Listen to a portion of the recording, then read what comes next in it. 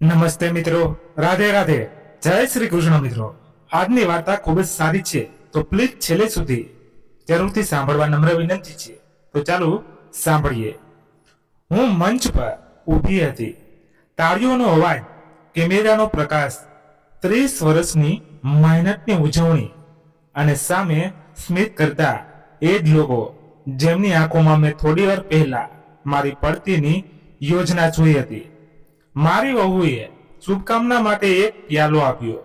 સામાન્ય દેખાતો અને આરપાર જોઈ શકાય તેવો, પણ તેની અંદર માત્ર પીણું જ નહીં પરંતુ એક કાવતરું પડેલું હતું. તેમણે વિચાર્યું હતું કે આજની રાત્રે હું બધાની સામે ભાંગી પડીશ. મારો અવાજ ધ્રુજશે, મારું સંતુલન તૂટશે અને લોકો નક્કી કરી દેશે કે કવિતા મહેરા હવે નિર્ણય લેવા લાયક નથી રહી. બસ એક પ્યાલો અને 30 વર્ષનો વારસો તેમના નામે પણ તેમને ખબર ન હતી. હું માત્ર એક માં નથી, હું એક સામ્રાજ્ય છું. બનાવવામાં સરખી ભાગીદાર છું. જેણે તેમને વારસો સમજી લીધો, મેં એક પ્યાલો વહુની માના પ્યાલા સાથે જ બદલી નાખ્યો. અને હવે ખેલ હું જોઈશ. એ રાત્રે મંચ પર માત્ર ઉજવણી ન હતી, શતરંજની છેલ્લી બાજી ગોઠવાયેલી હતી જે મેં રમી હતી. આ વાર્તાને અંત સુધી ચોક્કસ જોજો, કારણ કે આમાં માત્ર એક પરિવારનું કાવતરું જ નહીં પરંતુ જિંદગીનું મોટું સત્ય છુપાયેલું છે. તમે શીખશો કે પોતાના વેશમાં છુપાયેલા દુશ્મનોને કેવી રીતે ઓળખી શકાય છે અને અંધારામાંથી બહાર નીકળીને જિંદગીના પ્રકાશ સુધી કેવી રીતે પહોંચી શકાય છે. મારું નામ કવિતા મહેરા છે. ઉંમર 65 વર્ષ.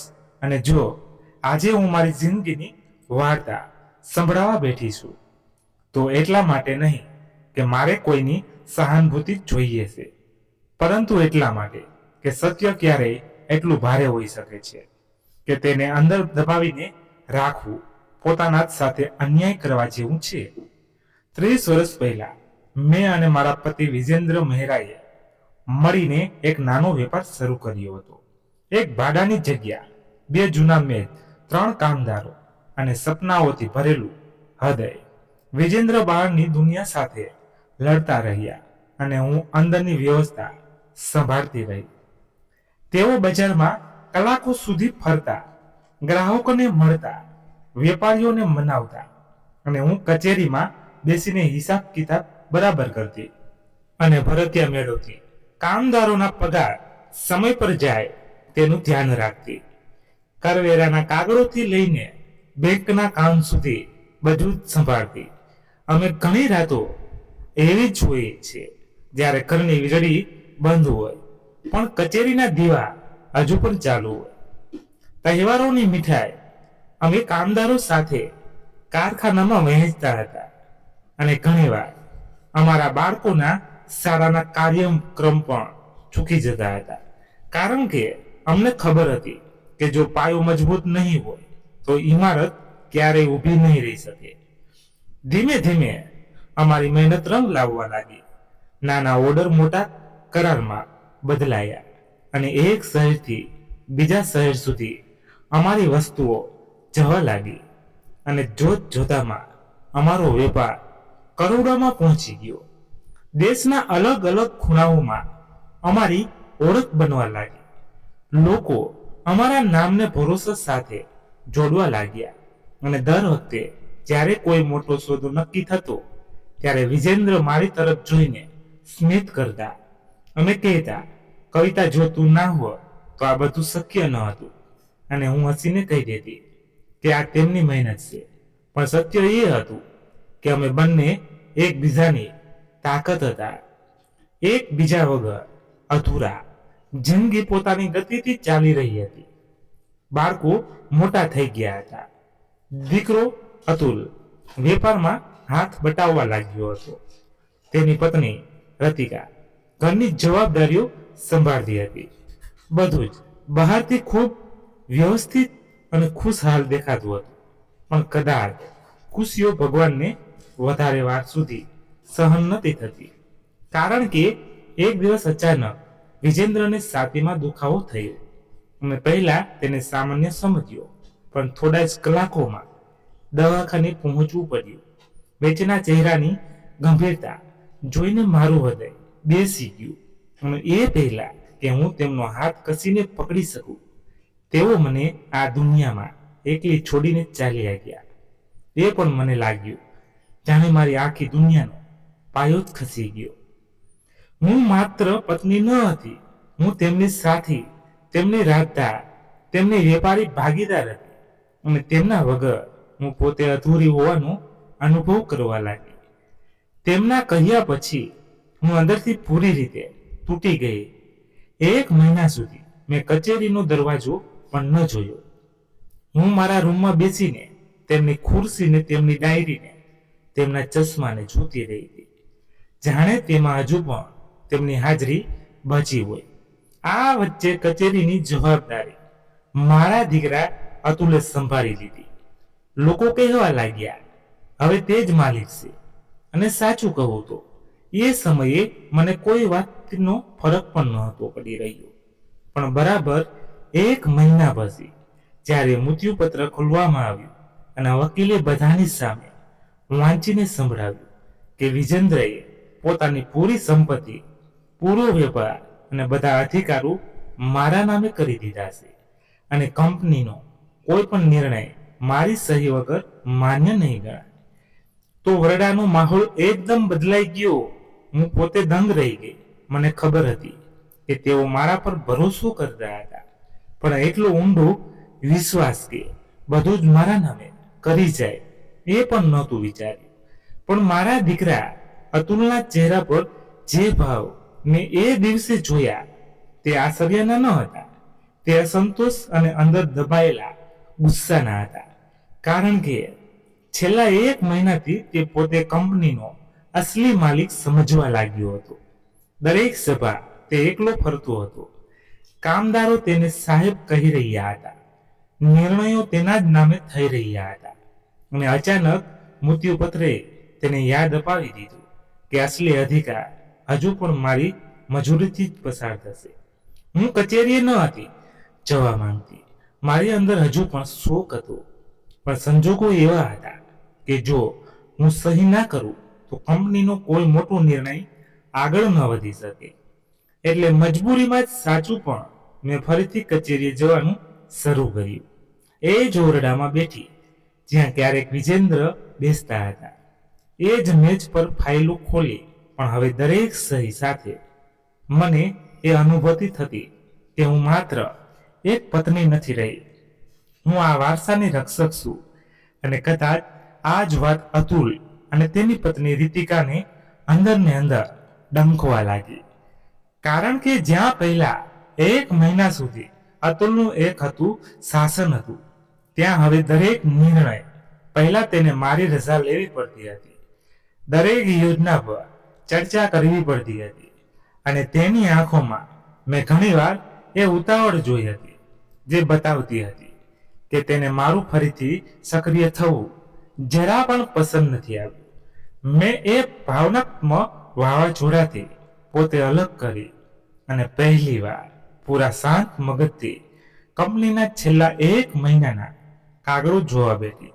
જે આંકડા મારી સામે હતા તેમણે મને અંદર સુધી હલાવી દીધી.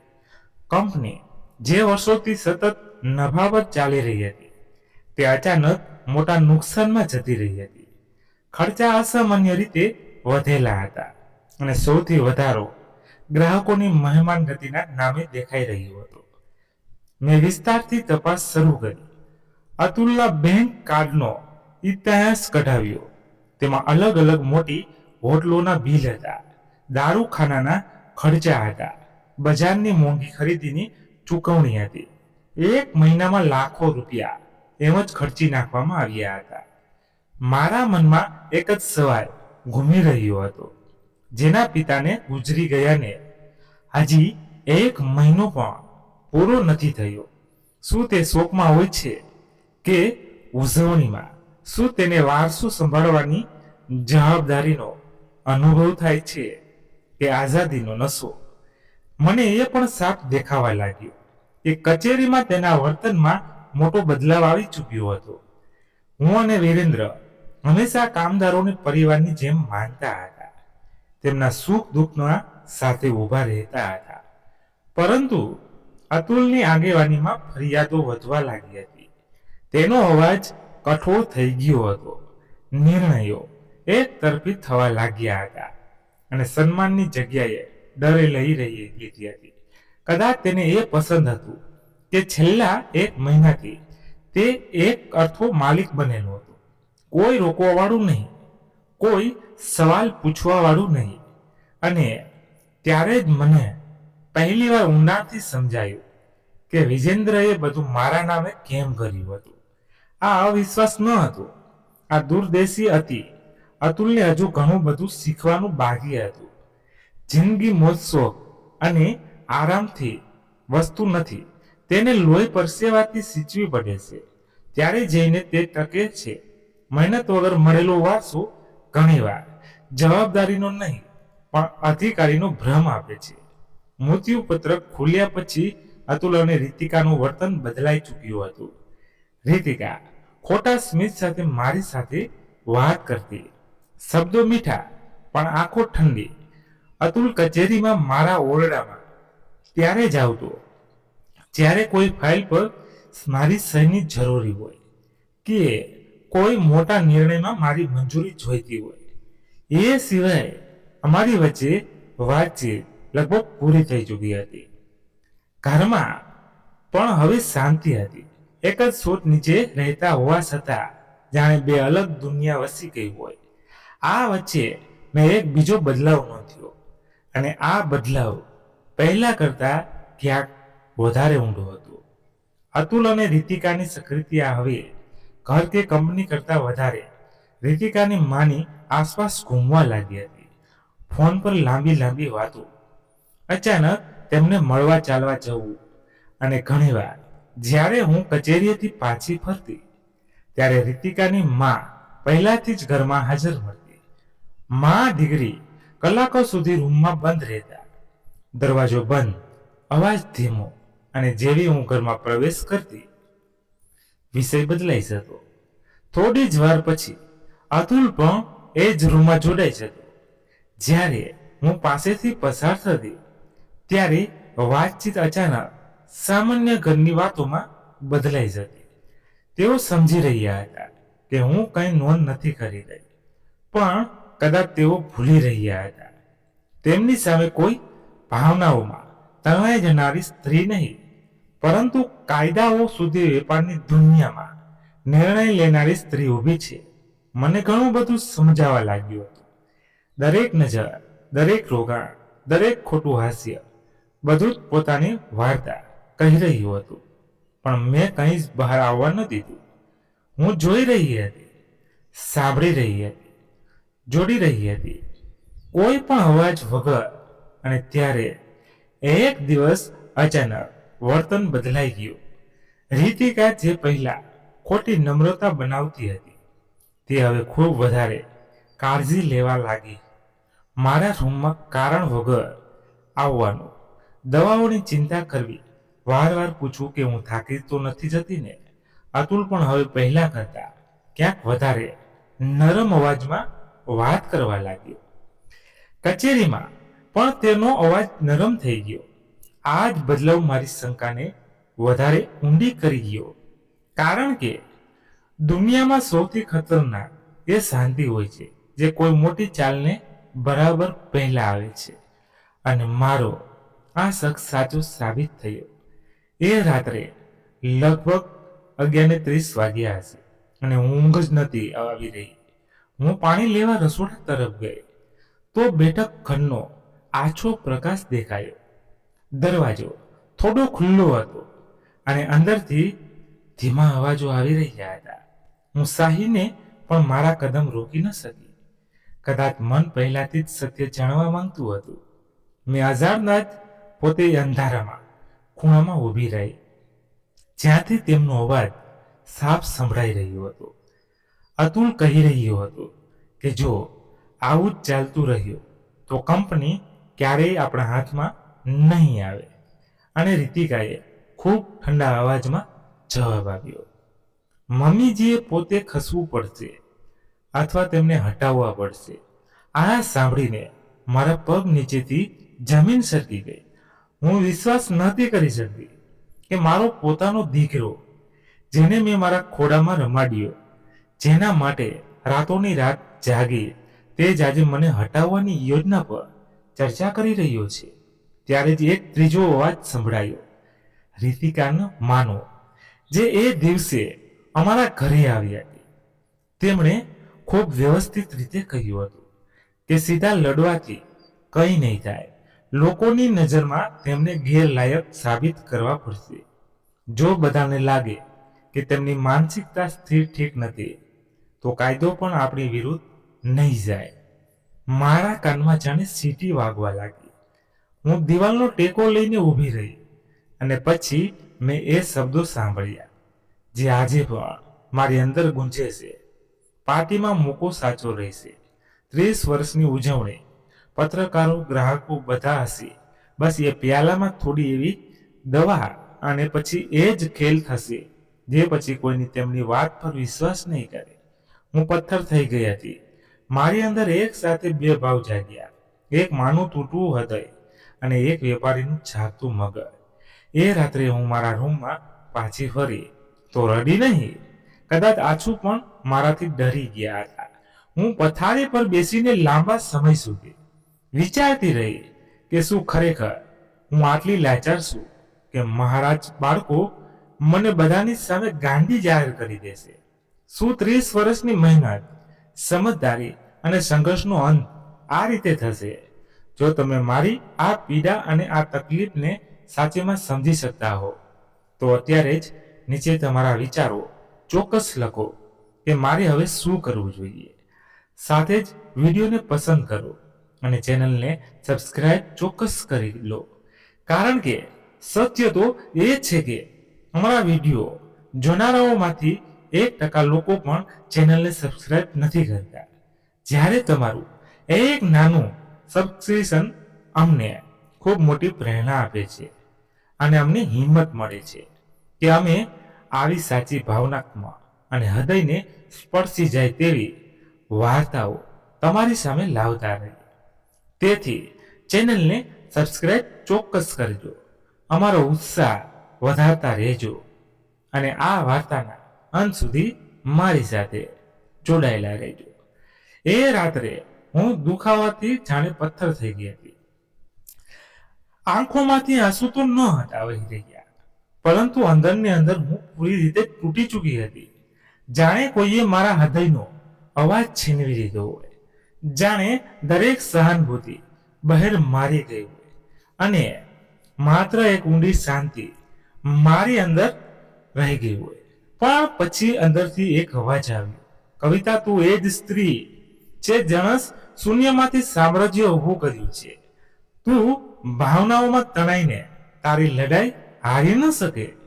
પછીના થોડા દિવસોમાં મેં ચૂપચાપ બધા પર નજર રાખવાની શરૂ કરી દીધી.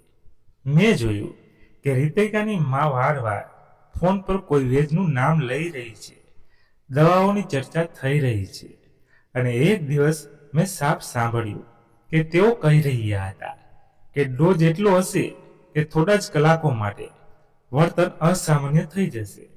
કાયમી નુકસાન નહીં થાય, પણ બદનામી ઘણી થશે. હું સમજી શકતી હતી કે તેઓ કેટલી વિચારેલી ચાલ ચાલી રહ્યા છે. પાર્ટીની તૈયારીઓ જોરોશોરોથી ચાલી રહી હતી. શહેરના સૌથી મોટા મેદાનમાં આયોજન થવાનું હતું. આમંત્રણ પત્રિકાઓ છપાઈ ચૂકી હતી, પત્રકારો આવવાનું નક્કી થઈ ચૂક્યું હતું અને બહારથી બધું ઉત્સવ જેવું દેખાઈ રહ્યું હતું. પણ અંદર હું દરરોજ એક અદસ્ય યુદ્ધ લડી રહી હતી. મેં નક્કી કરી લીધું હતું કે હું આ કાવતરાને ખુલ્લું નહીં કરું. અત્યારે નહીં, કારણ કે જો મેં તેમને સીધા રોકી દીધા તો તેઓ પોતાની યોજના બદલી નાખશે. મને પુરાવા નહીં મળે અને કદાચ તેઓ કોઈ બીજો અને વધારે ખતરનાક રસ્તો પસંદ કરી લેશે. એટલે મેં અજાણ બનવાનું નાટક શરૂ કર્યું. રીતિકા જ્યારે મારા માટે નવી દવાઓની વાત કરતી તો હું સ્મિત આપી દેતી. અતુલ જ્યારે મને આરામ કરવાની સલાહ આપતો તો હું હામાં માથું હલાવી દેતી. હું તેમને એ વિશ્વાસ અપાવવા માંગતી હતી કે હું એ જ ભોળી માં છું જેને તેઓ સમજી રહ્યા છે. પણ સત્ય એ હતું કે હવે હું તેમની દરેક ચાલને રાહ જોઈ રહી હતી. જાણે શતરંજનો ખેલાડી સામેવાળાની પછીની ચાલ સમજીને બેઠો હોય. અને આ વચ્ચે પાર્ટીની તારીખ નજીક આવતી ગઈ અને મારી અંદર એક વિચિત્ર શાંતિ ઉતરવા લાગી. કારણ કે હવે ડરની જગ્યાએ મમતાએ લઈ લીધી હતી.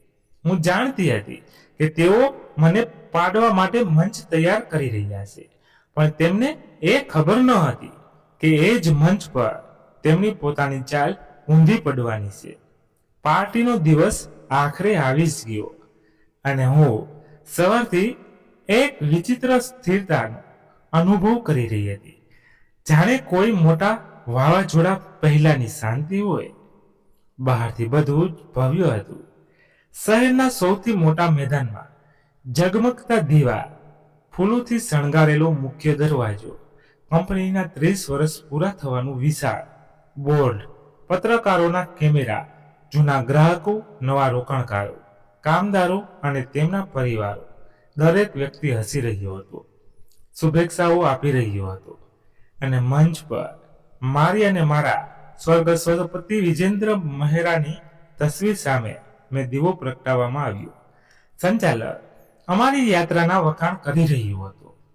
લોકો તાળીઓ પાડી રહ્યા હતા અને હું એ ભીડની વચ્ચે ઊભી એ વિચારી રહી હતી કે જે 30 વર્ષની મહેનતની આજે ઉજવણી થઈ રહી છે, એ જ મંચને મારા પોતાના દીકરાએ મારી પડતી માટે પસંદ કર્યો છે. અતુલ ખૂબ આત્મવિશ્વાસથી ભરેલો આમ તેમ ફરી રહ્યો હતો.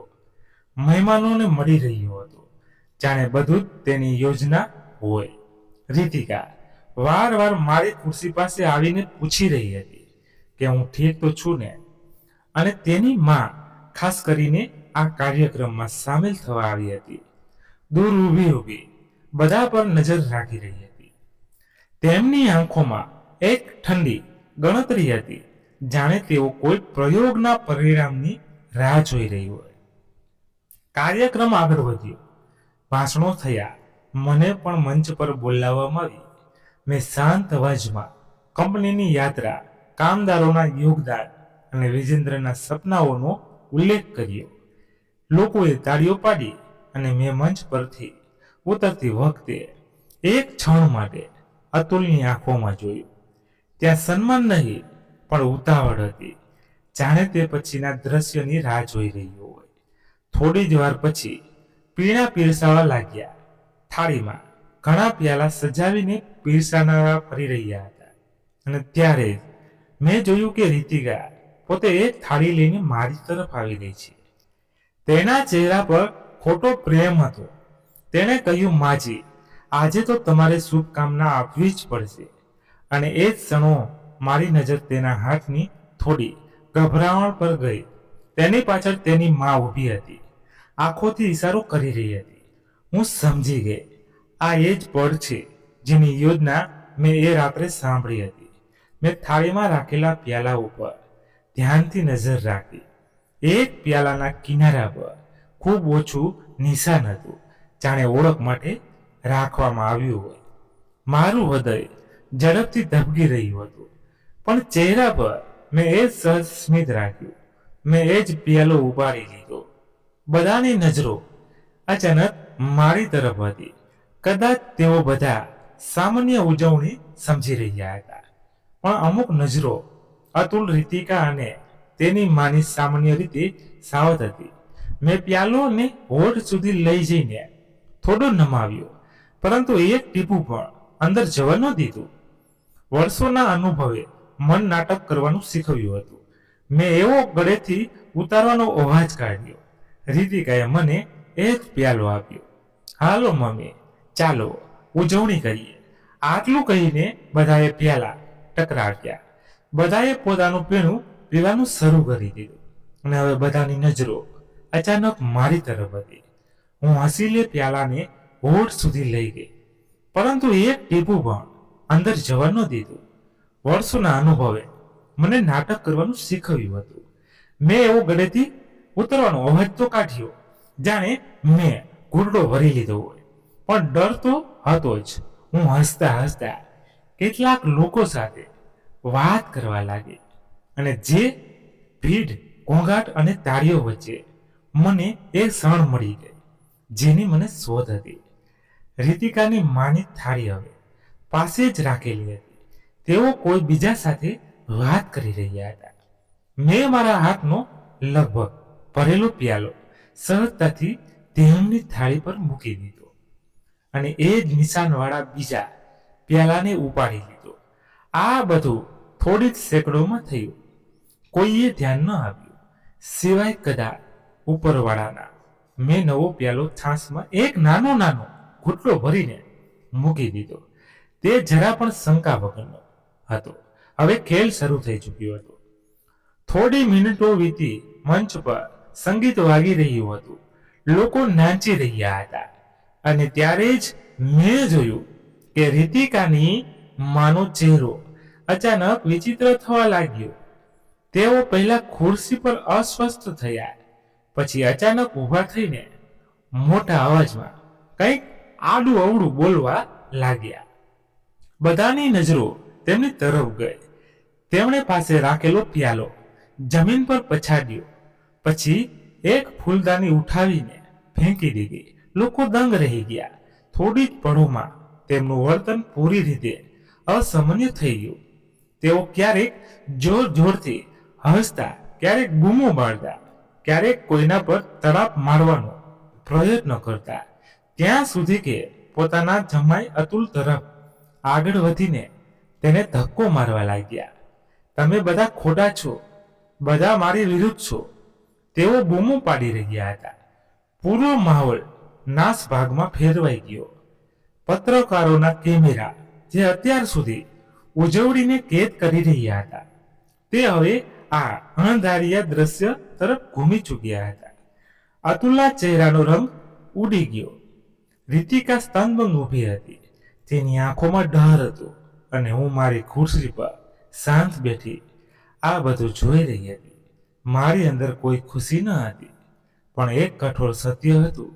એ ઝાડ તેમના મારા માટે ગૂંથી હતી, તેમાં તેમની પોતાની સાલ પચાઈ ચૂકી હતી. થોડી જ વારમાં ડોક્ટરોને બોલાવવામાં આવ્યા. તેમને દવાખાને લઈ જવામાં આવ્યા. મહેમાન માનોમાં ગણગણા શરૂ થઈ ચૂક્યો હતો. લોકો કહી રહ્યા હતા કે કદાચ તેમને કોઈ માનસિક સમસ્યા છે. કોઈ કહી રહ્યું હતું કે અચાનક મગજની બીમારીનો હુમલો આવ્યો છે. હું ત્યાં જ ઊભી વિચારી રહી હતી કે જો મેં અત્યારે આ ચાલાકી ન બતાવી હોત, જો મને આ લોકોના જ કાવતરાની પહેલાની જ ખબર ના પડી ગઈ હોત, તો શું થાય? એ પીણું મારા ગળેથી નીચે ઉતરી ચૂક્યું હોત, અને આ બધી કરતૂતો હું કરી શકી હોત. પૂરી દુનિયાની સામે, કેમેરાની સામે મને ગાંડી સાબિત કરી દેવામાં આવી હોત. ભલા એક ગાંડી સ્ત્રી પાસે કરોડોની સંપત્તિ કોણ રહેવા દે? ખાસ કરીને ત્યારે જ્યારે તેના પોતાનો દીકરો અને વહુ હાજર હોય. ભલે ગમે તેવી વાત બનાવવામાં આવે, આખરે એ જ કહેવામાં આવે કે આવી સ્ત્રીની સંપત્તિ તો સીધી તેના બાળકોને જ મળવી જોઈએ.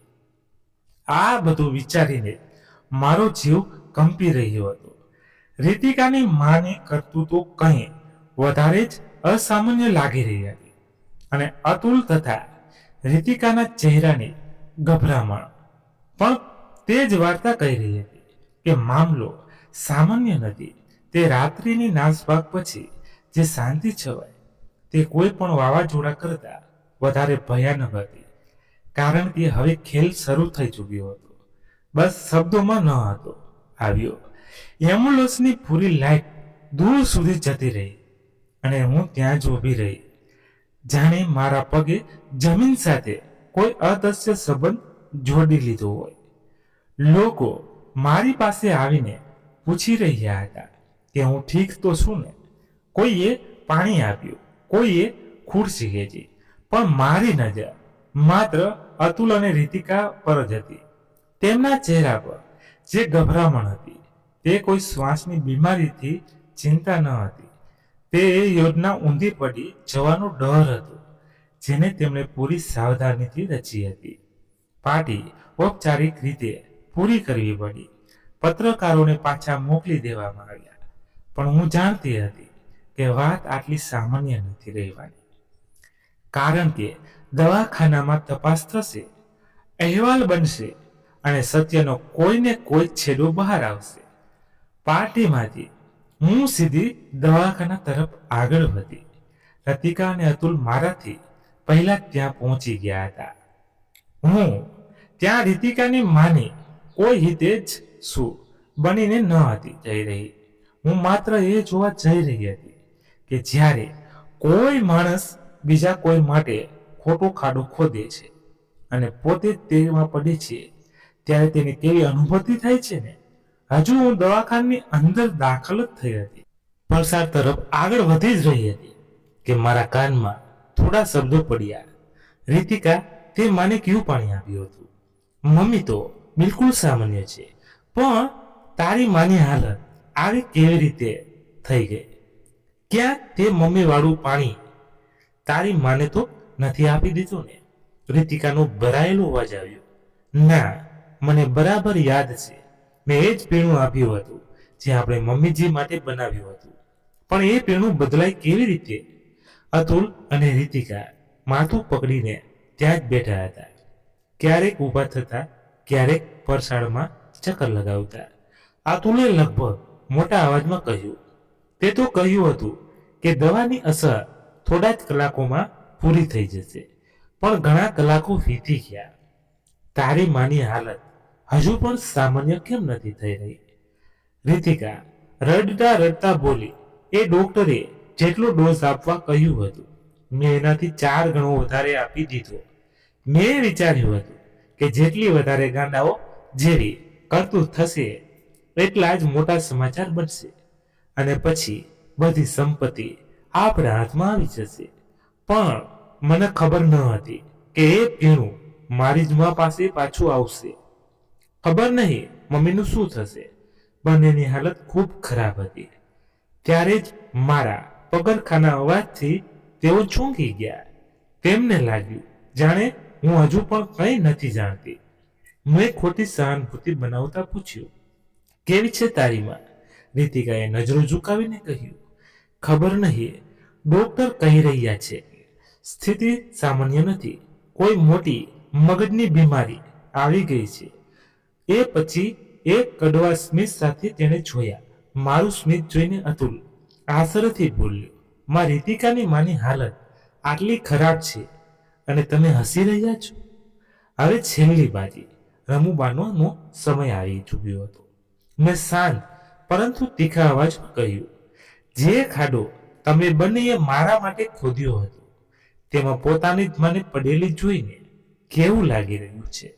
તમે લોકો ઈચ્છતા હતા કે આ હાલત મારી થાય જેથી મારી સંપત્તિ તમને મળી જાય? મારી વાત સાંભળતા જ રીતિકા અને અતુલના ચહેરાનો રંગ ઉડી ગયો. રીતિકા બોલી, મેં તેની વાત પૂરી થઈ એ પહેલા જ કહ્યું, હા મને બધી ખબર છે તમારા કાવતરાની. મને બહુ પહેલા જ ખબર પડી ગઈ હતી અને આ કાવતરામાં તારી માં પણ સામેલ હતી. જ્યારે તે મને એ પીણું આપ્યું મેં ખૂબ જ ચાલાકીથી તેને તારી માના પ્યાલા સાથે બદલી નાખ્યું. જે તું મારી સાથે કરવા માંગતી હતી તે જ હવે તારી માં સાથે થઈ ચૂક્યું છે. મેં તેમની આંખોમાં સીધું જોતા ગયું. હવે તારી ગાંડી માને લઈને જિંદગીભર પછતાતા રહેજો. અત્યાર સુધી હું વિચારતી હતી કે જ્યારે અતુલને અનુભવ થઈ જશે ત્યારે હું બધું એ પણ તેને જ આપી દઈશ, પણ હવે મને લાગે છે કે બધું મારા પોતાના જ હાથમાં રાખવું પડશે. તું આ કંપનીમાં માત્ર એક સામાન્ય કામદારની જેમ કામ કરીશ.